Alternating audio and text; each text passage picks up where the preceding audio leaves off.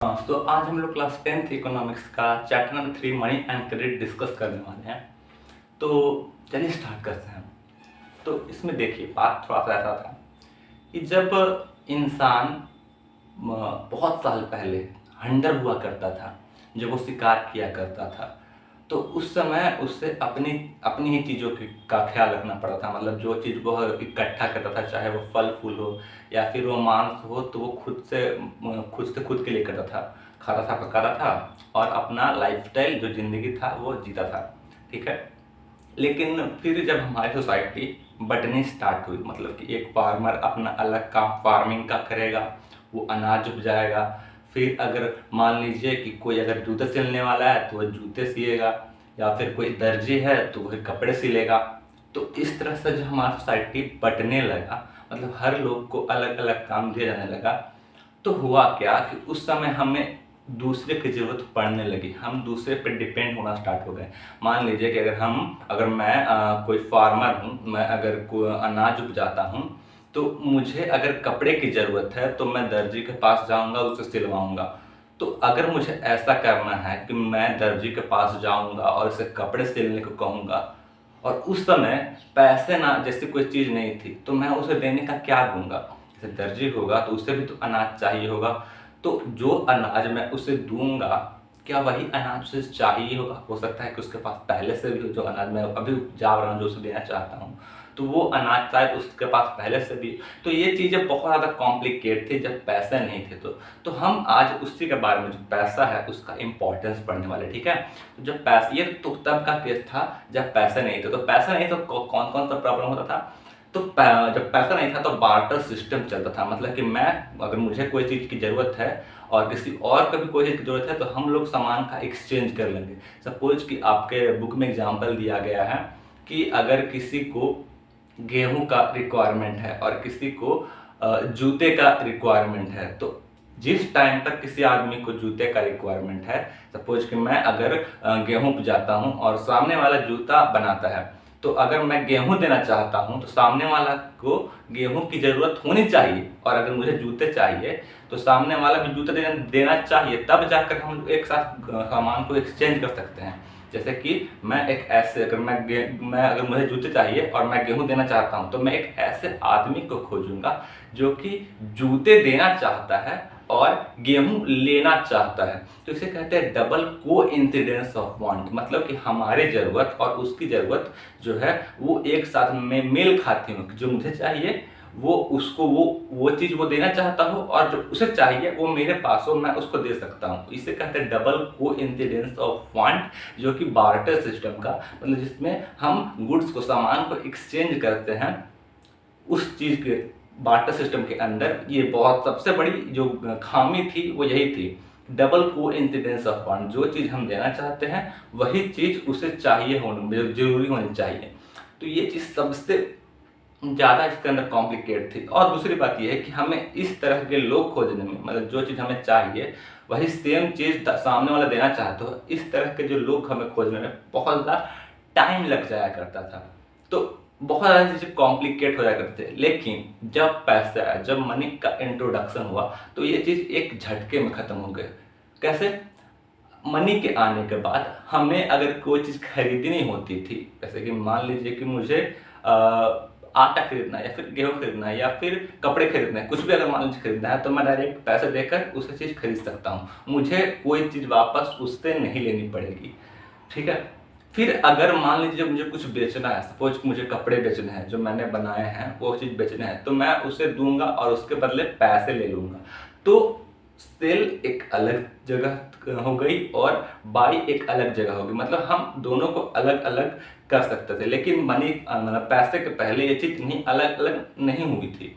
मतलब हमें जब खरीदना होता था तो हमें बेचना भी होता था, कुछ ना कुछ एक साथ दोनों चीज़ करना पड़ता था। लेकिन जैसे ही पैसे का इंट्रोडक्शन हुआ, तो ये सारी जो सबसे बड़ा प्रॉब्लम था, डबल कोइंसिडेंस ऑफ वांट, वो मिट गई मनी के इंट्रोडक्शन से, ठीक है?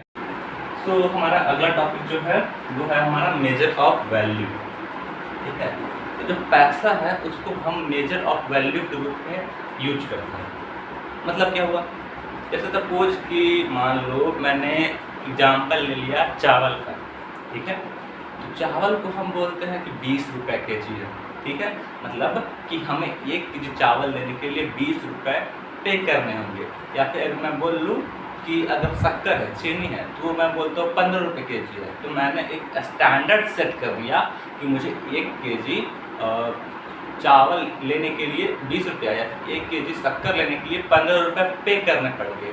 लेकिन बार्टर सिस्टम में तो ऐसा नहीं था, हमें उसके लिए सामान एक्सचेंज करना पड़ा था। मान लीजिए कि अगर मुझे 1 केजी चावल देने हैं तो उसके लिए मुझे कितने सामने वाला क्या देगा। मान लीजिए कि अगर मैं 1 केजी चावल किसी को देता हूँ और बदले में वो मुझे गेहूँ दे रहा है, तो कोई मैं एग्जाम्पल बदले में वो मुझे गेहूँ दे रहा है, तो वो मुझे कितना गेहूँ देगा इसका स्टैंडर्ड तो उस समय सेट नहीं था कि कितना कितना होगा। उस समय तो ये चीज़ काफ़ी कॉम्प्लिकेटेड होती थी, काफ़ी कॉम्प्लेक्स होती थी। तो मनी के आने के बाद हमने एक मेजर सेट किया कि 1 केजी पर हमें कितने रुपए देने होंगे, मतलब उस करेंसी को कितने रुपए में हमें पे करना पड़ेगा। तो जो है ये जो सिस्टम था बार्टर सिस्टम के जो प्रॉब्लम था जिसके अंदर हम एक स्टैंडर्ड नहीं सेट कर सकते थे, मनी के आने के बाद हम वो एक स्टैंडर्ड सेट कर सकते हैं कि किसी भी चीज़ का जो प्राइस है, किसी भी गुड्स या फिर सर्विस का। अब यहाँ पे सर्विस भी तो आ सकती है कि मान लीजिए कि मैं सपोज कि अपना हेयर कट करवाना चाहता हूँ, किसी बार्बर के पास मैं गया और बोला कि सर जी आप मेरा हेयर कट कर दो, तो वो बोलेगा कि सर 50 रुपये लगेंगे। तो उसने एक स्टैंडर्ड सेट किया कि जो बाल काटने के तो 50 रुपये लगेंगे। अगर मैं ऐसा बोलता पहले जब बार्टर सिस्टम था, जब गुड्स एक्सचेंज करते थे, तो मैं अगर बार्बर को बोलता कि सर जी मेरा बाल कट कर दीजिए, तो वो 50 रुपये, उस समय तो पैसा था नहीं, तो उस समय क्या बोलता कि मुझे इतने चावल चाहिए फिर गेहूँ चाहिए, तो वो तो स्टैंडर्ड था नहीं। क्योंकि अगर वो बोलेगा, किसी को बोलेगा कि मुझे 1 केजी चावल चाहिए, किसी को बोलेगा कि मुझे 2 केजी, जो गेहूँ देना चाहता है उसको बोलेगा कि मुझे 2 केजी गेहूँ चाहिए। तो ये जो एक्सचेंज ऑफ सिस्टम था वो तो गड़बड़ा जाता।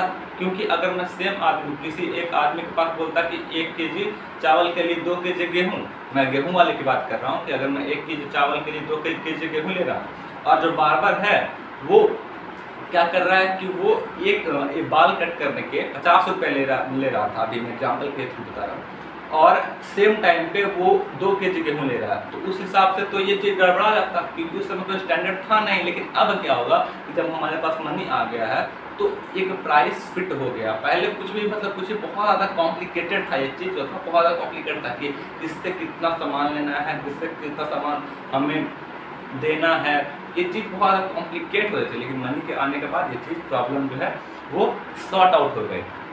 ठीक है, ये टॉपिक तो क्लियर हुआ। अगली बात है मॉडर्न फॉर्म ऑफ मनी। आज का जो पैसा है, जो करेंसी है, वो किस रूप में चलता है। तो देखिए मैंने 3 चीज़ लिखे हैं। मैंने लिखा है पेपर नोट, दूसरा में कॉइन और तीसरा में डिमांड डिपॉजिट।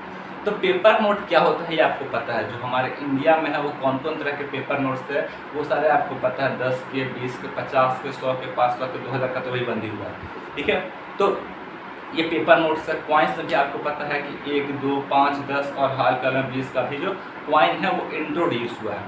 ठीक, तो ये इंट्रोडक्शन हुआ था इन कॉइन्स का।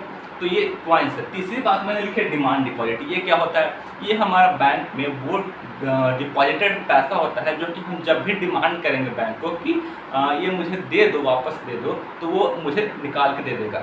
एक होता है एफडी, फिक्स डिपॉजिट, मतलब कि अगर हम बोलेंगे कि मुझे ये चीज़ दे दो, मतलब वो जो पैसा हमने जमा किया है वो अभी दे दो, मुझे इसकी ज़रूरत है, तो वो आपको मतलब जो कॉन्ट्रैक्ट था उसको तोड़ना पड़ेगा। फिक्स डिपॉजिट होता क्या है कि आप सपोज मान लीजिए कि अगर आपने 1 लाख रुपए पैसे जमा किए हैं तो उस पर वो आपको इंटरेस्ट देता है। सपोज 8%, 7% इंटरेस्ट देता है, मतलब कि साल के लगभग 7,000 रुपये आपको वो एक्स्ट्रा जोड़ते जाएगा। तो वो फिक्स डिपॉजिट होता है, मतलब कि हर साल वो आपको 7,000, 8,000 रुपये देते जाएगा। लेकिन अगर आप बोलते हैं अचानक से कि मुझे अपना पैसा वापस चाहिए, तो वो जो पैसा जो कि आपको देने वाला था वो नहीं दे पाएगा, तो वो फिक्स डिपॉजिट होता है। ये और एक होता है डिमांड डिपॉजिट, तो जो पैसे हमने जमा किए हैं वो कभी भी अगर हम डिमांड करें तो हमें वो वापस दे देगा।